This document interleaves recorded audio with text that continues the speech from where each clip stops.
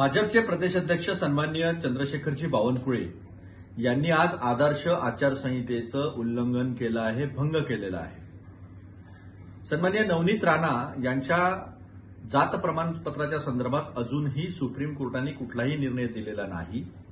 Supreme कोर्टामध्ये ती केस अजूनही सुरू असताना, निवडणूक चालू असताना त्यांच्या संदर्भामध्ये बावनकुळे यांनी असं वक्तव्य केलं आहे की त्यांच्या जात वैधता प्रमाणपत्रासंदर्भात सन्माननीय सर्वोच्च न्यायालयाने निकाल दिलेला आहे, अशी खोटी माहिती देऊन जनतेची तर दिशाभूल केलीच आहे.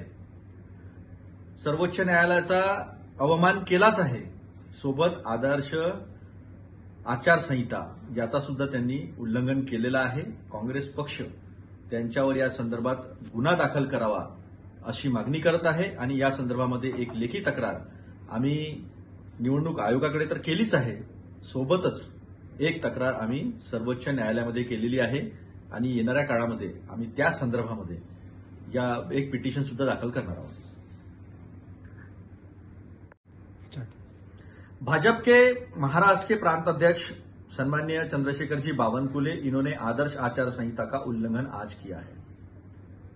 सन्माननीय नवनीत राणा जी सांसद, इनके बारे में इनकी कास्ट सर्टिफिकेट वैलिडिटी को लेकर मामला उच्चतम न्यायालय में प्रलंबित है. बावनकुले जी ने जनता को भ्रमित किया है और गलत जानकारी दी है कि उनके कास्ट सर्टिफिकेट के संदर्भ में सर्वोच्च न्यायालय ने निर्णय दिया है, ऐसा कहकर.